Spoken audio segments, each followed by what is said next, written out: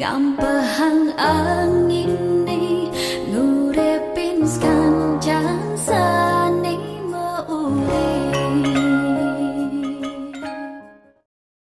Om Swastiastu, pemirsa Santi Dharma Chandra. Saat ini Santi bersama Dr. Made Dharmayasa ya, Dharmayasa SPOG. Hari ini kita melakukan kegiatan sosial. Jadi Dokter Astunggara Suksma dokter untuk berbagi ke lansia yang memang tinggal kos sendiri, Dok. Jadi Santi manggilnya Niang gitu kan. Niang, beliau habis sakit diabetes, terus habis operasi, jadi nanti kita kasih sembako sama ada ya support dari dokter untuk itu. Mari kita ikuti untuk kegiatannya ya. Oke. Baiklah, saat ini Santi Dharma Chandra sama Dr. Made Dharmayasa SPOG ya.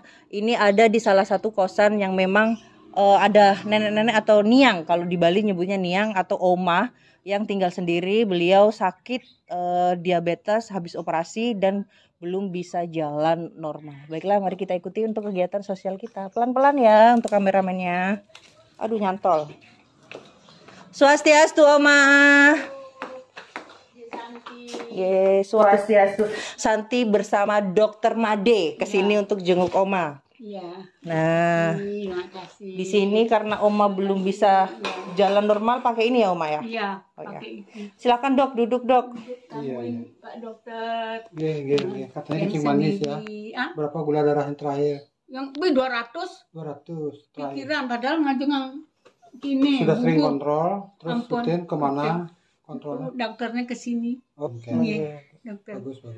Tapi dia operasi bang ya dokter. Iya, risiko. Karena kencing manis. Akhirnya saya berobat ke sana ke dalam puri. Iya. Dua hal. Satu, aktivitas terus bergerak. Iya, terus bergerak, berjemur pagi-pagi di sana. Sore juga jalan gitu aja. Nggak duduk aja. Iya. Ini ke kentennya. Tapi rongsannya yang patah ini. Apanya patah? Coba lihat ini tolong. Iya. Oh, di situ patah ya. Iya, pinggulnya. Ya ini kenapa? Ini sih. Pinggul yang patah. Pinggulnya patah kenapa, Oma? Jatuh di mana? Karena di sini. Jatuhnya. Ah, itu. Mana dia? Ini. Oh, coba. Padahal jatuhnya ini di sini. Duduk. Habis. Sudah berapa lama? Yang bersuwi setahun. Oh iya. Setahun. Tapi sekarang bisa digerakkan enggak ini? Oh biasa, cuman masih yang jalanan gitu. Jadi dia. Ngeri gitu. Niki aja. Terus dilatih terus. Niki aja. Tapi ada ini. Apa itu, Oma? Apa itu? Oh ya, kalsium. Kalsium tulang untuk penguatan ya. Semangat 45. Kadang-kadang keluar. Dijemput sama teman. Oh iya. Kalau naik mobil bisa, kalau naik Honda belum berani. Iya. Saya biasanya kan naik Honda kemana-mana dulu. Honda apa Yamaha? Apa aja yang penting Apa aja naik sana kemari ngebut. Sehat sembuh ya? Hah? Sehat harus sembuh. Enggak harus sembuh. Umur 74. Ini beliau nih teman nih. Oh iya. Keluarga tuh. Makanya di sini keluarga saya. Di sini tiang kos yang ini keluarga baru saya nih. Ini dari dulu kadang-kadang ke sini datang. Iya, dia kita lihat yuk gitu. Jenguk Oma, aku tak ajak dokter. Iya, gitu nanti kan. lihat ya. Di sini dulu. Iya, boleh. Oma, kan Oma kan sering sendiri ya. Iya. Sering sendiri, kos sendiri di sini. Kira-kira kegiatannya Oma apa sih biasanya untuk kerja Oma atau apa gitu kan? Beliau juga narot juga beliau kan? Itu aja, kadang nggak ada siapa, saya tarot semua, saya tarot. Terus sama teman-teman, mana yang baik, mana yang jelek. Oh gitu. Kelihatan. Iya. Saya kan baik ya. Nanti dilihat dulu ya. Dilihat dulu. Satu lagi Santi mau tanya, Oma kan sering ngerasa kayak sendiri, sepi. Hal apa sih? Oma tapi saya sering sendiri, tapi enggak sendiri rasanya. Sudah ada Dewa Siwa.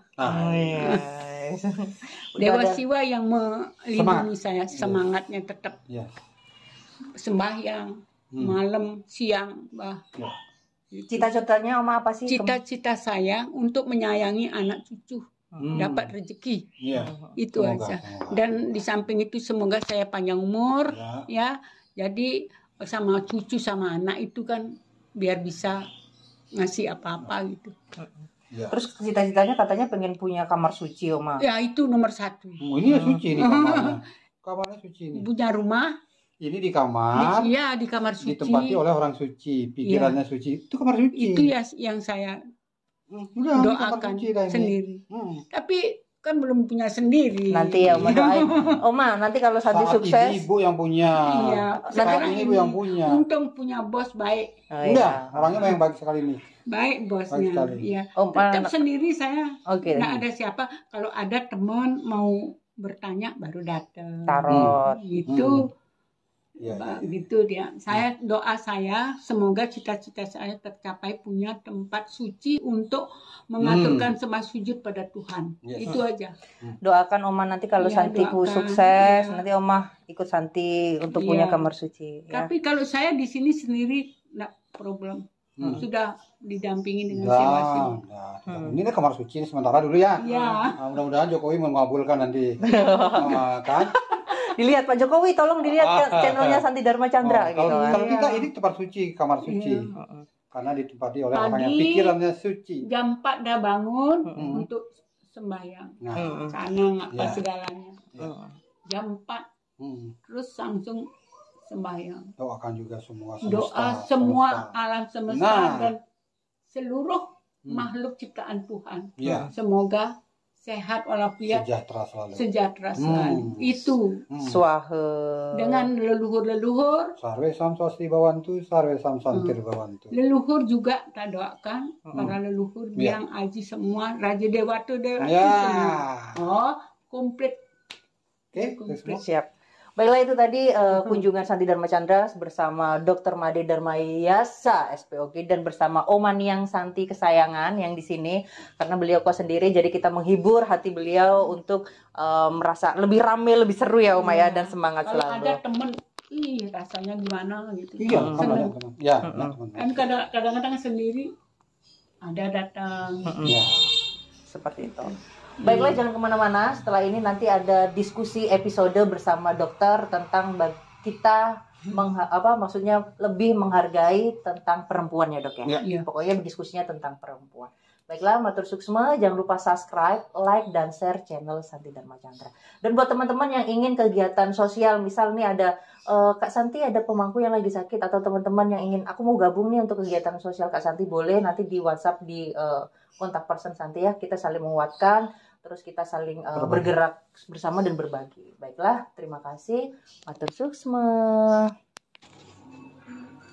Om Swastiastu. Swastiastu. Kembali lagi di channel Santi Dharma Chandra. Saat ini Santi bersama salah satu dokter yang ada di Bali sebagai narasumber Santi. Santi kenal beliau dari channel Santi juga, yang beliau Astunggara Suksma dokter. Terima sudah kasih, sama-sama ya. nonton di channel Santi Dharma Chandra. Baiklah dok, jadi nanti kita ada sedikit diskusi, bukan diskusi sih, obrolan santai untuk saling menguatkan, apalagi tentang perempuan. Ya. Nah sebelumnya Santi mau kenalan dulu dok. Kalau Santi kan udah kenal nih.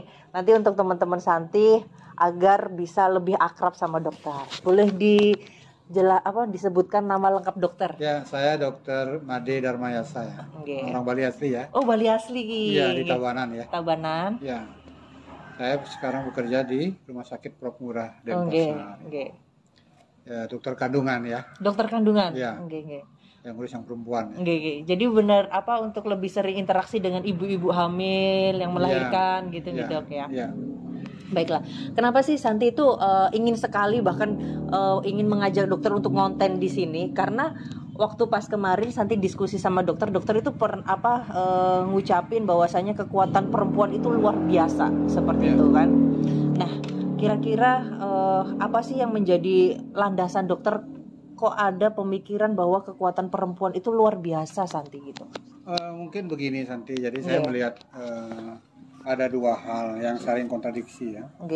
Satu, normatif idealistis perempuan di tatanan budaya di mana saja selalu ditaruh dalam posisi yang agung, luhur, suci begitu ya, yang harus dihormati, dihargai dan lain sebagainya gitu. Iya. Tapi di ranah pragmatis, realitasnya kita lihat sehari-hari, banyak sekali perempuan yang merasa tidak nyaman Iya. dengan keberadaan dirinya. Iya.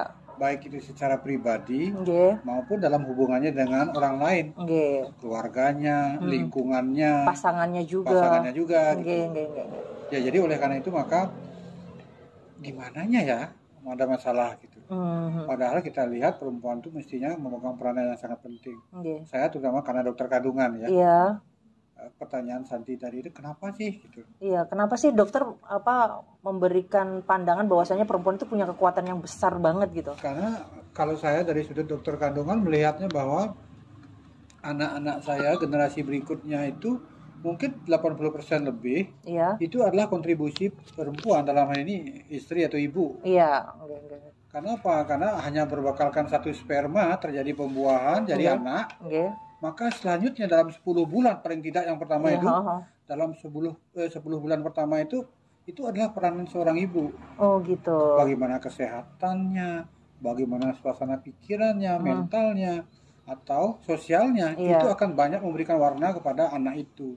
Sedangkan bapaknya udah selesai itu. Oh, berarti dalam kandungan itu pembentukan karakter juga dimulai dari kandungan itu, Dok? Iya, jelas lah, dari dalam artian kesehatan secara keseluruhan kan. Iya. Jadi kualitas anak nanti yang dilahirkan itu kan tidak semata-mata dilihat dari kecerdasannya. Iya. Jadi lihat juga dari kesehatan secara umum. Oh, ya? Dari ibunya juga. Dari ibunya lah. Kontribusi yang paling besar. Apa yang dia makan, apa yang dia minum itu akan memberikan kontribusi kepada anak yang dilahirkannya. Iya. Itu baru dalam kandungan loh. Setelah kandungan, pas habis melahirkan, netek lagi, bagaimana kualitas air susu ibunya, kan itu. Jadi ditentukan sepenuhnya oleh seorang ibu. Jadi itu kasarnya yang saya nilai dengan ilmu saya gitu ya. Iya. Jadi perempuan adalah penentu untuk membangun peradaban yang ada di dunia ini ya, Dok ya. Paling tidak dalam kacamata saya seperti itu. Sangat seperti itu. Jadi peranannya besar di situ. Iya. Tapi secara realitas banyak berita, Santi itu juga kan mengikuti berita-berita ya teman-teman. Banyak untuk saat ini kasus KDRT, Dok ya. Bahkan hamil, bahkan apapun itu dipukulin sama pasangannya, apapun itu ya, aku lihatnya. Bahkan kemarin yang berita terupdate viral itu seorang ibu dengan anak 3 yang masih balita dibunuh suaminya sendiri. Dan itu banyak banget Santi dapat curhatan. Kan memang Santi sengaja ya taruh nomor handphone di YouTube Santi karena banyak orang yang ingin mencurahkan hatinya, bingung mau kemana, Dok. Biarkan Santi itu menjadi ruang curhatan orang-orang yang mungkin karena banyak orang yang mau cerita takut nih kemana, ke psikiater. Kadang kan bayar berapa kayak gitu kan. Tapi kan kalau misalnya aku ngalami KDRT, aku kayak gini. Jadi Santi bisa memberikan sebuah pengalaman Santi. Jadi Dok, menurut dokter nih, ketika dokter melihat sebuah realitas seperti itu, banyak perempuan yang disakiti, dipukulin, gak dihargai sebagai perempuan, itu bagaimana sih, Dok? Ya, kalau kita lihat fakta yang ada di lapangan itu sangat kompleks ya. Kompleks ya. Nah, mungkin karena kita di sini bicara tentang perempuan, kita mulai dari perempuan itu sendiri deh gitu ya. Karena kita tidak bisa merubah lingkungan, kita tidak bisa merubah dunia gitu. Tapi paling tidak dalam perspektif kita dunia bisa berubah. Siapa yang merubah kita gitu. Artinya bahwa terima kasih ya Santi yang banyak menjadi tempat keluhan mereka ya. Nah, sekarang kita mulai dari situ bahwa hargailah dulu diri kita ya. Iya, benar sih. Kalau ada orang yang menghargai, terima kasih. Kalau enggak apa-apa. Paling tidak kita berharga untuk diri kita sendiri. Iya, setuju. Jangan sampai nanti ada orang luar yang tidak menghargai. Apalagi memperlakukan tidak baik. Semena-mena sama kita. Ya, itu yang pertama. Yang kedua, sadari bahwa perempuan itu mempunyai nilai yang luar biasa yang tidak dimiliki oleh laki-laki. Nah, itu pahami, kemudian manfaatkan untuk yang baik. Oh, seperti itu. Ya, yang benar. Jangan disalahgunakan. Jadi dibenar-gunakanlah begitu ya. Seluruh nilai yang baik yang dimiliki oleh perempuan itu, ketahuilah itu, kemudian kembangkan dan gunakan itu untuk kebaikan, bukan untuk keburukan. Kenapa? Karena digunakan untuk keburukan nanti menjadi buruk. Iya. Jadi di situ powerfulnya seorang perempuan. gitu. Itu menurut saya ya. Iya. Gitu. Jadi ini Santi tambahin ya dok ya, karena kita diskusi ya. Jadi dari sudut pandang seorang dokter, bahwasanya seperti itu untuk perempuan, untuk bagaimana agar kita dihargai, dan ini sebagai dari Santi. Jadi teman-teman, untuk jadi perempuan jangan pernah takut untuk mengambil sikap seperti itu. Seperti ini, jangan karena kita merasa takut, kesepian atau apa, kita menjalani hubungan yang toksik dok. Jadi kayak yang tidak nyaman ya. Tidak nyaman, jadi memaksakan diri. Yang penting aku ada temennya hidup deh, gitu kan. Terus takut dengan pendapat orang dok. Biasanya kamu usia segini kok nggak nikah sih, digituin kan? Jaim ya? Iya jaim. Jadi memaksa untuk mencari pasangan, tapi itu salah dan itu menyiksa. Jadi nggak apa-apa deh, aku nikah aja, yang penting kelihatan laku. Nggak seperti itu. Jadi kita perempuan harus bersikap yang baik. Nggak perlu galau. Kita harus menyandarkan sesuatu hal ke Tuhan yang Maha Esa atau Ida Sang Yang Widiwasa. Contohnya Santi juga pasti galau lah dok. Dokter ini jujur ya, sebagai tempat sharing Santi ketika dok seperti ini dokter misalkan Santi harus seperti ini. Jadi kita sharing ke lingkungan yang memang baik ya, seperti berbagi, itu. Berbagi. Jadi kan dokter juga cerita, Santi nanti ada tentang sharing perempuan yang seperti ini. Jadi ternyata perempuan seperti ini realitasnya. Jadi Santi tuh menyimpulkan hal seperti itu loh dok. Dan kita jangan pernah takut untuk ya udahlah, kita fokus ke kegiatan yang positif kalau menurut Santi ya dok.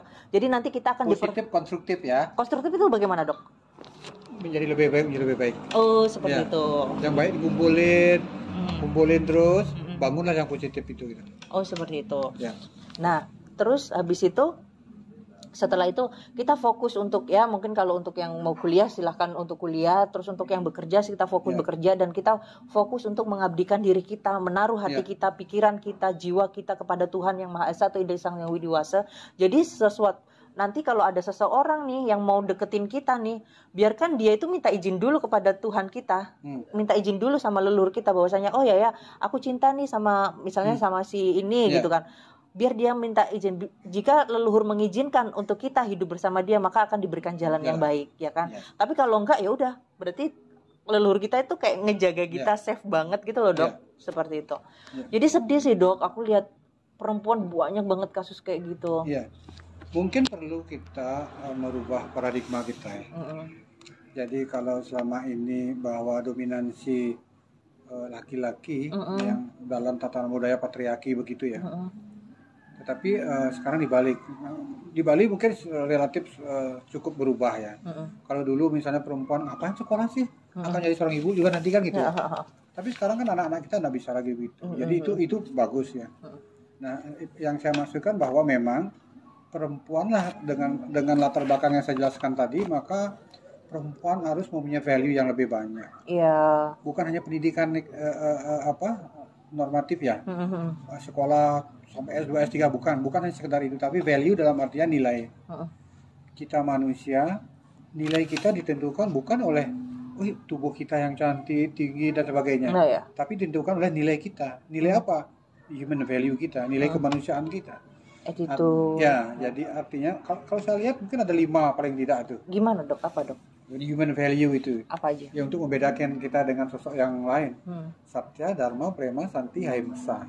Artinya apa dokter? Prema itu cinta kasih. Cinta kasih. Jika Anda sebagai manusia tidak bisa mengembangkan cinta kasih, apa bedanya kita dengan yang lain di bawah kita kan? Satya, Dharma. Satya itu kebenaran ya. Pegang, jangan melakukan yang tidak baik, yang tidak benar gitu ya. Peganglah kebenaran, ngomong juga benar.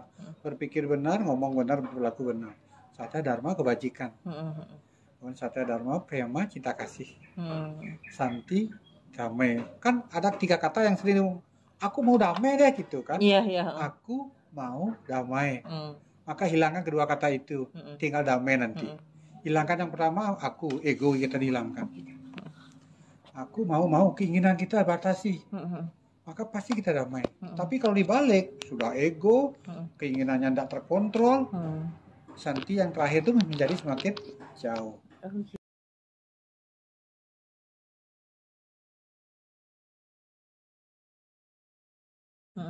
Adwesa sarwa utama. Jangan menyakiti makhluk apapun. Termasuk perempuan gitu kan. Jangankan manusia, makhluk apapun kita tidak pernah menyakiti. Tapi itu yang membedakan kita. Tapi kan ini sekarang Santi tanya nih dari sudut pandang laki-laki, bagaimana sih dokter memperlakukan seorang istri dokter atau anak dokter yang perempuan agar bahagia, atau ini untuk nasihat juga untuk para laki-laki, bahwasanya kan kadang seperti ini dok, banyak kan nih kan temen ada laki-laki yang curhat sama Santi, misal kayak gini, iya sih karena istri aku tuh emosian, karena istri aku tuh moodnya swing, atau karena moodnya suka berubah-ubah, atau karena istri aku ini itu gitu kan. Kadang kan emosi, apalagi kalau lagi masa-masa PMS atau lagi hamil, hormon kan nggak stabil ya dok. Jadi gimana sih nasihat dokter untuk laki-laki? Ya, kalau laki-laki itu mengeluh seperti tadi kan, itu artinya udah tahu istrinya kan. Kalau sudah tahu istrinya kan tidak usah kemana-mana lari menyalurkan yang tidak kan. Oh, saya udah tahu istri saya begitu. Kan tinggal kita mengembangkan bagaimana manajemen kita. Janganlah dilawan ketika hal itu terjadi, apalagi premenstrual syndrome tadi kan. Sudah tahu ini akan menses gitu loh. Sudah dengan pemahaman kita seperti itu, maka kita harus menghandle istri kita dengan lebih baik. Jangan berkelahi malah di situ, atau mencurahkan perhatian kepada yang lain gitu. Itu loh artinya dia sudah tahu kenapa dia tidak menggunakan pengetahuan itu untuk menyikapi sehingga merasa nyaman dengan istrinya. Seperti itu. Jadi kan dan peran dari suami juga harus tahu kapan mood swing istri, apalagi kalau lagi hamil. Kalau istri lagi, kadang kan ya namanya istri marah-marah atau lagi sensi, itu kan juga mungkin hormonal. Ya dipeluk lah, dihalusin, istri pasti juga luluh juga ya dok ya, seorang perempuan ya. Jadi ini mungkin kalau kita lihat di Mahabharata itu, ketika Abimanyu di dalam kandungan, itu kan cerita Arjuna dengan istrinya. Didengar itu. Kemudian Parikesit, Parikesit ketika di dalam kandungan diselamatkan oleh Krishna, seolah-olah dia dalam kandungan sudah melihat sosok Krishna. Artinya bahwa dengan dua cerita itu, bayi dalam kandungan sudah bisa mendengar dan bisa melihat. Oh gitu. Itu mungkin dulu dianggap mitologi. Tapi sekarang di dunia modern itu teruji. Jadi pengetahuan sudah menunjukkan bahwa memang bayi dalam kandungan sudah bisa mendengar dan melihat. Oleh karena itu pertanyaan Santi tadi, ketika istri hamil mesti kita handle dengan baik. Oh, sebagai laki-laki atau pasangan, suami harus menghandle istrinya dengan baik ya. Jangan biarkan istri mendengar atau bayi dalam kandungan mendengar kata-kata yang kasar, yang negatif gitu. Oh iya, karena memang sudah bisa mendengar dan melihat itu tadi. Karena indra sudah mendengar. Bisa mendengar. Oleh karena itu nanti ada Mozart effect. Jadi bagaimana pengaruh acoustic stimulation kepada bayi dalam kandungan, sehingga dia menjadi cerdas karena kita siapkan tidak dalam kandungan. Suara yang apa sebaiknya didengarkan oleh bayi dalam kandungan.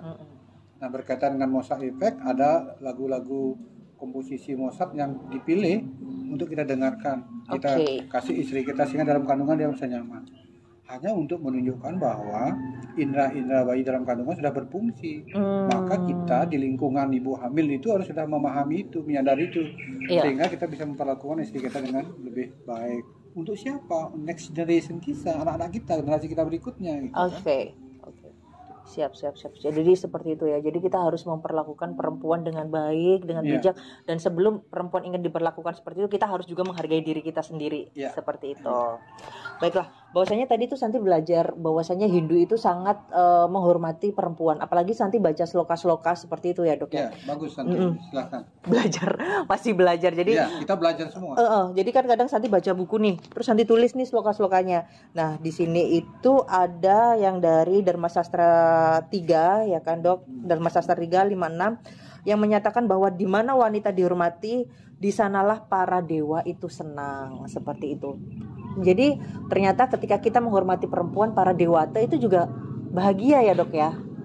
Jadi seperti itu. Terus ada juga dari bab 3 sloka 57 bahwasanya di mana wanita hidup dalam kesedihan keluarga itu akan cepat hancur, dan bila wanita itu bahagia, keluarga itu pun akan bahagia. Jadi perempuan itu juga seperti tiang rumah tangga ya. Begitu banyak contoh yang membuktikan itu. Mungkin Santi sudah bisa melihat itu ya. Banyak sekali contoh itu. Dan memang demikianlah adanya. Paling tidak kalau saya misalnya, anak saya nanti kan itu paling tidak kan. anak saya seperti apa. Jadi kita yang menentukan saat ini. Masa lalu boleh lewat, nggak bisa kita sentuh. Iya. Tapi masa depan itu hari ini kita siapkan. Iya. Jadi sembari Santi menjawab pertanyaan juga, mumpung ini ada dokter kandungan, Santi juga banyak tanya. Bahwasanya ada yang kayak gini, Dok. Pernah Santi dapat curhatan ya. Ini Santi curhat ya, sharing ya, sekedar sharing. Jadi ada pasangan suami istri, Dok. Dia itu belum dikaruniai anak ya, belum hamil. Terus tiba-tiba curhat bahwasanya si suami itu disuruh ninggalin istrinya, Dok. Disuruh ceraiin istrinya, alasannya karena belum punya anak. Menurut dokter gimana sih? Kalau Santi itu cukup sedih ya kalau seperti itu. Gimana? Ya, dari sudut ilmu kedokteran dulu ya. Dari sudut ilmu kedokteran dulu bahwa ada yang disebut dengan kesehatan reproduksi ya. Iya. Sehat secara reproduksi itu bukan hanya cacat, tidak ada penyakit, tidak ada kecacatan, tapi juga berkaitan dengan fungsi dan prosesnya. Iya. Jadi organ reproduksi kita yang secara anatomi sudah terbentuk dengan sempurna, secara fungsional berfungsi, itu bisa terganggu fungsinya karena sikap perilaku kita. Gimana?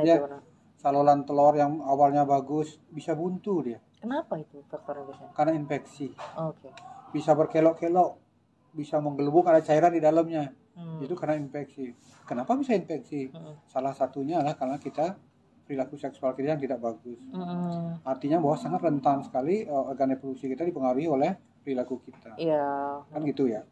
Oleh karena itu bukan berarti, itulah sebabnya kita tidak bermain dulu sebelum menikah. Nikah dulu baru bermain, kan gitu. Nah, ketika menikah baru bermain tidak hamil, persoalan lain lagi. Persoalan lagi bukan berarti bahwa saya mau nikah punya anak, kalau tidak punya anak nikah yang lain lagi. Seperti itukah nilai kita, kan gitu ya? Iya. Ya, dari sudut kesehatan reproduksi itu sangat tidak bagus. Ya, banyak sekali kita mendapatkan contoh kasus yang susah hamil, ternyata kalau kita gali saluran telurnya buntu. Oh gitu, buntu ya? Cacat, tidak berfungsi dia, akibat perilaku yang sebelumnya. Nah, berkaitan dengan ini, apakah siapa yang bisa menjamin bahwa kita akan nikah dengan orang lain punya anak juga? Iya. Siapa tahu Anda sendiri penyebabnya laki-laki tidak punya anak. Gimana kalau apakah selalu menyalahkan perempuan? Iya, ketika laki-lakinya ternyata yang memang belum bisa yang bermasalah ya. Apakah pantas ketika istrinya meninggalkan? Kan dibalik aja sebelum kita memperlakukan orang, kita kalau aku dibalik seperti itu gimana perasaan? Kan perempuan itu juga manusia gitu loh. Para pasien-pasien yang mau program bayi tabung apapun itu, kami sebagai dokter mengatakan bahwa yang datang ke tempat kita adalah as a couple, sebagai seorang pasangan. Bukan Anda atau Santi sebagai perempuan, bukan laki-laki, bukan. Pasangan itu yang datang. Yang susah punya anak itu pasangan itu. Yang berupaya juga adalah pasangan itu. Tidak sepihak-pihak. Nah, oleh karena itu maka begitu orang ini tidak punya anak, maka harus kita cek dua-duanya. Oh gitu. Jadi spermanya masalah, laki-laki yang masalah atau perempuan. Biasanya kan cenderung menyalahkan yang perempuan. Iya. Kamu dari penyebabnya gitu loh. Iya. Kan banyak yang begitu. Dia mencoba di luar tidak berhasil juga. Ternyata dia yang masalah. Iya. Oleh karena itu maka kita periksa dua-duanya dulu, sehingga tidak saling menyalahkan, sehingga perempuan itu mendapatkan porsi yang benar lah gitu. Kalaupun memang dia yang masalah, ayo kita rame-rame selesaikan. Dukung oleh keluarga juga. Bukan yang masalah yang perempuan itu sendiri. Kalau begitu apa gunanya kita menikah dengan disaksikan banyak saksi itu kan? Iya, disaksikan dengan para dewa juga, pertanggungjawaban ke Tuhan seperti itu kan. Jadi ini sekedar Santi juga mau curhat ya sama dokter dan juga curhat teman-teman bahwasanya kan kadang kamu kalau nikah harus punya anak dan lain-lain untuk menjamin sebuah kelanggengan rumah tangga. Tapi my experience dok, bahwasanya Santi juga punya anak tapi cerai juga. Jadi kayak anak itu bukan penjamin untuk hubungan langgeng, tapi dalam proses menikah itu mencari teman hidup sih, dalam artian tim hidup ya, menerima dalam kondisi apapun. Anak itu bonus menurut Santi, bonus dari Tuhan, bukan untuk memaksa keadaan. Kalau kita rezeki manusia adalah diterima dan dicintai. Kalau kita udah memiliki pasangan dicintai, mencintai kita, menerima kita, membahagiakan kita, itu rezeki. Terus kalau kita nuntut harus seperti ini, itu kok jadi kayak kesannya tuh banyak mau gitu loh, Dok. Ya kan? Seperti itu. Terus ada juga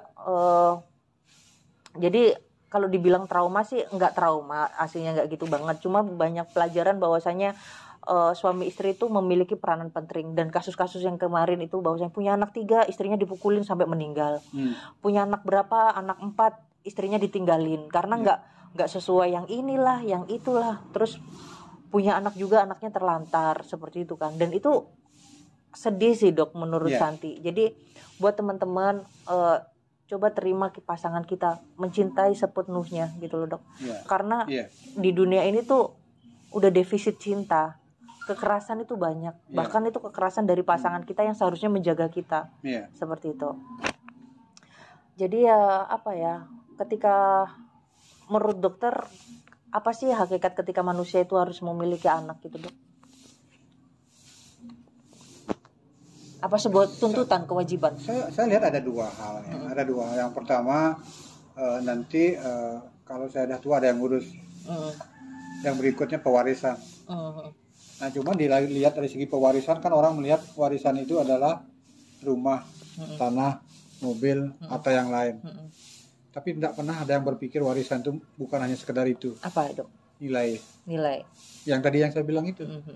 Sudah nggak kita mewariskan kelima nilai tadi itu kepada anak-anak kita, supaya dia mengembangkan kebenaran, kebajikan, cinta kasih tanpa kekerasan, kedamaian. Yang tadi 5 value yang dokter sebutkan itu. 5 value, human value. Itu warisan yang tidak terharga loh.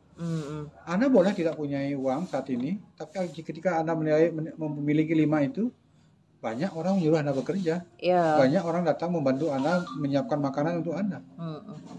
Tapi kalau Anda lepas ini, sekaya apapun Anda, sebentarnya habis tuh. Oh gitu. Iya, menurut saya benar. Iya, setuju. Sangat penting itu untuk mengembangkan human value. Iya. Jadi seperti itu.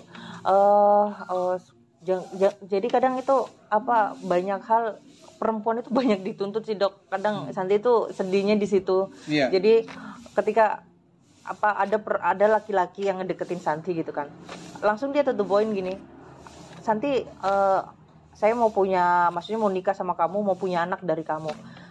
Tapi boleh nggak sih dok, ketika Santi memutuskan Santi udah nggak mau punya anak lagi, jujur ya, Santi udah nggak mau punya anak lagi. Dalam artian gini, yang pertama, mungkin ini maaf kalau ini pro kontra ya, buat teman-teman Ampura kalau punya pandangan pro kontra, karena Santi punya experience dari pengalaman Santi bahwasanya anak itu bukan jaminan untuk hubungan langgeng. Yang Santi cari itu seseorang yang memang benar-benar menjadi tim hidup Santi. Jadi ketika suatu saat mungkin Tuhan mengizinkan Santi jadi orang kaya lah dok, Santi jadi orang yang mampu, Santi lebih baik bangun panti asuhan dok. Merangkul anak-anak yang broken home, merangkul anak-anak yang terlantar. Mereka juga akan Santi anggap seperti anak sendiri gitu kan. Jadi Santi biarkan sibuk untuk kegiatan dharma sama pasangan Santi nih suatu saat nih, dokter doain Santi dong. Jadi jadi fokus, ya udahlah kita fokus untuk berkegiatan dharma, untuk punya panti asuhan, punya panti lansia, untuk menyelamatkan di luar sana itu banyak anak-anak yang kurang beruntung, kita jadi orang tuanya, itu sih yang jadi dream banget. Jadi Santi nggak perlu untuk hamil lagi atau lebih menolong gitu. Iya, kalau kita lihat dari sudut kedokteran ya dulu, dari sudut kedokteran kan setiap pasangan yang menikah tentu saja pengen punya keluarga, termasuk anak. Tapi kalau kita lihat juga dalam fakta-fakta dalam dunia kedokteran sendiri, dari 100 orang pasangan yang menikah mau punya anak, ternyata ada yang tidak punya anak. 10, 15, bahkan mungkin ada yang 30% tidak punya anak. Bahkan ketika kita cari kenapa gitu, ada yang kemudian yang bisa terbantu, tapi ada yang tidak bisa terjawab kenapa. Maka kita menyebutnya unexplained infertility. Tidak terjelaskan kenapa. Apa artinya itu? Artinya bahwa tidak bisa 100% kita jamin bahwa dia punya anak. Apakah nanti ketika punya anak kemudian kita berhenti sebagai sebuah keluarga? Menurut saya tidak. Jangan mesti itu alasan kita. Kalau persoalan kita mau punya anak dengan menikahi orang lain, monggo silahkan. Tapi hargai juga pasangan kita yang sebelumnya. Itu yang pertama ya. Terus yang kedua, di dunia kedokteran modern sudah berkembang apa yang disebut reproductive health and right. Apa itu dok? Jadi kesehatan dan hak reproduksi. Jadi perempuan juga tolong dihargai, dia mempunyai hak. Dia mau punya anak berapa jarak anaknya. Jangan dipaksa supaya punya anak 10 gitu misalnya. Atau ketika dia sudah punya anak, sekarang misalnya kayak Santi sudah punya anak, saya tidak mau punya anak lagi deh, saya mau membesarkan ini aja gitu. Iya. Itu hak reproduksi, harus juga dihargai gitu. Nggak apa-apa ya dok, Santi ngomongan itu dari sudut tadi kan tidak masalah itu. Nah cuma kan tidak semua orang sudah memahami ada hak itu. Haknya sendiri yang dihargai, hak orang lain tidak dihargai. Dengan begitu karena dia menghargai haknya, mewajibkan orang lain kemudian untuk supaya juga punya anak. Yes, that's right. Ya kan? Oleh karena itu maka itu di situ saya menyebutnya komunikasi seksual. Yes, ya. This is komunikasikan important. itu, ya, diskusikan di situ supaya dipahami. Ya. Bahkan itu supaya bagian juga ketika nanti Santi mau menikah lagi misalnya, itu bagian dari diskusi awal. Supaya nanti ketidakpahaman itu jangan sampai berlanjut gitu. Iya. Akan memunculkan keinginan untuk pisah lagi. Jadi itu selalu Santi sebutkan sih, maksudnya mungkin ada laki-laki yang ngedeket Santi bahwasanya tujuan hidup Santi itu ingin bermanfaat buat umat sedharma, buat masyarakat seperti itu. Karena Santi banyak melihat banyak lansia yang terlantar, banyak anak-anak yang kurang beruntung. Kenapa kalau Santi punya rezeki lebih atau suatu saat Tuhan mengizinkan Santi ingin jadi orang kaya, jadi punya panti asuhan, kita ngasuh mereka. Toh rahim itu kan organ. Organ kan, Dok. Tapi kan jiwa kita, spiritual kita, semangat kita untuk mengasihi sesama, masa pilih-pilih sih seperti itu. Semoga suatu saat Santi menemukan suami yang punya pemikiran yang revolusioner bahwasanya kita lihat gitu. Contoh si Krishna. Iya gimana dok? Yang melahirkan Krishna itu siapa? Yang membesarkan dia siapa? Siapa dok? Santi belum tahu dok. Yang melahirkan Krishna itu ibunya. Begitu dia lahir, ibunya dibunuh. Anak ini Krishna ini selamatkan, kemudian diberikan oleh Yasoda. Dibesarkan oleh Yasoda. Itulah ibunya Krishna. Oh gitu. Ya. Artinya apa? Ibu itu bukan hanya sekedar sosok. Santi ibu karena dia melahirkan. Tidak. Tapi juga secara sebagai fungsi. Setiap perempuan yang menjalankan fungsinya sebagai ibu, maka dia layak disebut ibu. Iya sih. Sorry ya, aku agak sensitif kalau baper gitu dok. Jadi lihat kondisi perempuan seperti ini, banyak kayak banyak tuntutan, terus yang harus gini, harus gitu sih. Coba sih kita itu hidup menerima gitu loh. Jadi kayak banyak bersyukur, sekalipun ya benar sih, komunikasi sesama pasangan itu juga penting gitu kan. Jangan hanya menuntut ini, capek karena kita membangun sebuah peradaban masyarakat itu dimulai dari keluarga ya. Jadi kalau keluarga nggak harmonis atau banyak berantemnya, nanti juga mempengaruhi kita komunikatif dengan masyarakat lain atau dengan kinerja lain, itu seperti itu. Tantangan kita ke depan adalah ini. Jadi sekarang bagaimana kita sebagai seorang perempuan, seorang ibu menyadari nilai kita. Kemudian kalau kita tahu nilai kita kembangkan itu for the others. Bukan hanya untuk diri kita, tapi untuk kepentingan yang lebih besar. Itu dibutuhkan ke depan seperti itu. Kenapa? Karena seperti tadi itu, begitu banyak nilai buruk yang mempengaruhi kehidupan kita. Jadi sehingga hanya keburukan itulah memberikan warna saat ini. Ke depan diperlukan upaya-upaya yang lebih kuat lagi, terutama dari perempuan itu, supaya dia powerful, menunjukkan identitas dirinya sebagai seorang yang hebat, dengan kehebatan nilai yang ada di dalam dirinya gitu. Setuju. Itu menurut saya. Iya sih. Apakah ketika satu lagi dok, ini untuk menguatkan teman-teman Santi yang memang belum hamil ya, atau memang belum memiliki momongan, nggak perlu sedih, nggak perlu berkecil hati. Apakah nilai perempuan hanya dinilai ketika dia hanya melahirkan dok? Mestinya tidak dong. Mestinya tidak. Jadi mungkin nanti kapan kita bicarakan hal ini dengan pakar-pakar rohaniawan lebih paham. Tapi kalau dari sudut saya sebagai seorang dokter juga dikaitkan sedikit dengan nilai yang saya pegang, mestinya tidak dong. Tidak dong. Bukan hanya sekedar itu kan. Seperti yang tadi itu kalau idealnya kan semua orang begitu, tapi kan faktanya tidak seperti itu. Akan ada sekian persen yang tidak seperti itu. Kalau kita lihat dari nilai agama mungkin tidak hanya terlepas hari ini saja kan, tapi ada peran purwakarma juga kan. Purwakarma itu apa? Karma kita terdahulu. Siapa Santi dulu, siapa pasangan Santi sebelumnya, hari ini kita pertemukan, entah apa yang mempertemukan kita, kemana masing-masing kita tidak tahu. Nah demikian juga dengan anak kita nanti, apakah dia dipertemukan dengan kita nggak tahu. Apakah akan ada sosok dipertemukan dengan kita for the next, kita nggak tahu. Iya. Tapi kita hari ini kita milik kita. Iya. Hari yang lewat bukan milik kita, masa depan pun belum tentu milik kita. Hari ini kita memiliki kesempatan, gunakan dengan baik. Kalau misalnya kita bisa punya anak, ayo kita cek apa yang bisa kita programkan. Iya. Kalau kita bisa programkan, ayo kita programkan. Karena kita perlu biaya juga kan. Iya. Tapi kalau nggak bisa ya terimalah seperti itu. Ada anak lain, ada keponakan, aduh banyak anak yang bisa kita rawat. Iya. Kita perlakukan anak kita. Di Indo juga ada memeras anak ya, memeras anak itu. Iya. Jadi kalau anak-anak kita didik, kita rawat sebagai anak kita, dia akan menyebut ibu ke kita kan. Itu maksud saya. Jadi ibu itu tidak hanya sekedar sosok, tapi juga fungsi nilai itu. Gitu. Jadi kemarin tuh aku pas waktu lagi di pantai itu Dok, Santi kan lebih seneng kayak meditasi di pantai gitu. Tiba-tiba itu ada orang di samping Santi itu bilang, nggak apa-apa kamu jauh dari anak kamu. Setiap siapapun yang lahir di dunia ini punya karma masing-masing. Termasuk anak kamu sekarang diasuh siapa.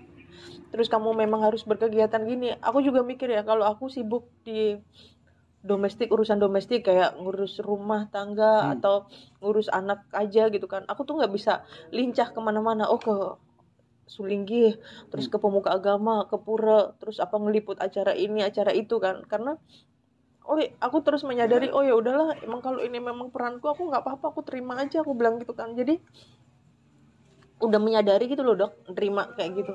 Ya udahlah, nanti suatu saat kalau memang Santi punya suami gitu kan, udah tahu tugasnya Santi memang harus seperti ini. Santi mau di akhir hayat udah kayak karena Santi juga merasakan punya anak bingung mau kemana atau seperti apa, susahnya seperti apa gitu kan. Jadi kalau Tuhan, Santi tuh pengen kaya, nggak pengen untuk foya-foya kok, tapi pengen kayak bangun panti asuhan, Santi beliin susu mereka, nyelokolahin mereka, terus mereka manggil Santi ibu, terus punya pasangan yang nggak nuntut Santi harus gini-gini. Hidup kita untuk membangun sebuah peradaban masyarakat, bukan hanya untuk menuntut gini-gini. Itu sih, itu yang Santi cita-citakan gitu. Dan itu Santi seperti ini, banyak curhatan teman-temanku punya anak 4 ngelahirin, habis itu dipukulin sama suaminya. Ada Dok, baru kemarin itu WhatsApp Santi seperti itu. Anaknya tuh baru 3 bulan Dokter. Wah, aku dalam waktu 3 bulan kan lagi-lagi masa-masa kayak baby blues ya. Sebenarnya aku keberatan ya Tuhan, semoga laki-laki benar-benar menjadi sosok yang pemimpin yang mengayomi, minimal mengayomi istri dan anak-anaknya dulu deh gitu. Ya, itu luar biasa. Baiklah, itu tadi obrolan yang luar biasa Dokter. Santi agak baper. Terima kasih ya. Santi agak baper kalau ngomongin tentang anak sih, dan itu memang harus Santi jelaskan ke publik, karena di setiap ilmu nggak ada yang tabu, semua harus kita sampaikan. Terus mohon maaf untuk yang pro kontra, karena Santi juga mempunyai pengalaman pribadi yang menyebabkan Santi mempunyai pemikiran seperti ini. Santi hanya ingin bermanfaat buat umat sedharma dan ingin menghabiskan sisa hidup di usia yang bermanfaat. Itu aja sih Dok, simpel kok. Sama ya Santi, saya juga seorang sosok laki-laki yang tidak sempurna. Saya juga banyak maunya kekurangan. Tapi kalau ada sesuatu yang bisa bermanfaat orang lain, monggo silahkan. Kalau yang tidak ada, buang saja. Ya, jangan dimasukkan ke dalam hati. Mudah-mudahan apa yang kami miliki bisa bermanfaat bagi teman-teman semua. Mungkin kita saling sharing ya, saling mengingatkan. Saling menguatkan, kita bersinar buat teman-teman. Jadi seperti itu. Baiklah buat teman-teman, sekali lagi buat umat sedharma, jika ada obrolan yang pro kontra, mohon maaf, karena kita banyak sharing, banyak belajar agar perempuan itu lebih dihargai kedudukannya di masyarakat, di keluarga, dan jangan ada kasus-kasus KDRT atau apa. Dan ini berlaku untuk ajaran ke teman-temanku yang nonton meskipun non Hindu, bisa ditonton agar lebih kuat, lebih strong sebagai perempuan, lebih menghargai, mencintai diri kita sendiri sebelum ingin dicintai orang lain. Kalau lagi sepi, lagi ngerasa feeling lonely, nggak apa-apa, hiburan Santi TikTokan juga, masak-masak juga olahraga, it's okay, it's normal ya. Yang penting nggak melakukan hal-hal yang merugikan masyarakat lain. Dan Santi mau mengutip di Sloka 58 dulu dok. Di sini bahwasannya bahwa bila di dalam rumah di mana wanitanya tidak dihormati sewajarnya dan mengucapkan kata-kata kutukan keluarga, itu akan hancur seluruhnya, seolah-olah dihancurkan oleh kekuatan gaib. Jadi Santi menjelaskan bahwasanya jaga emosi perempuan juga, jangan sampai mengucapkan kata-kata lagi emosi sama anak terus ngutuk anaknya, jangan seperti itu. Kontrol diri kita, terus emosi, manajemen emosi itu penting banget ya dok. Penting ya. Manajemen emosi itu juga penting banget, seperti itu. Baiklah, sebelumnya buat Dr. Imade Darmayasa, terima kasih SPOG, yang mengambil S3 sekarang di Udayanya. Sebelumnya semoga disertasinya ya dok ya, disertasinya lancar. Santi juga pengen ngambil S3 nih, ambil ilmu Hindu lah dok, cuma belum kesampaian nih, semoga lah ya bisa ngambil S3, S2 nya Santi udah lulus. Baiklah, semoga channel ini bisa mendatangkan kebaikan buat umat sedharma, memberikan semangat bahwasanya kita harus saling menerima, saling semangat, saling mendoakan, mencintai terhadap sesama. Baiklah dok, mari kita tutup dengan Parama Santi nggih. Om Santi Santi Santi Om. Ayo cek kita.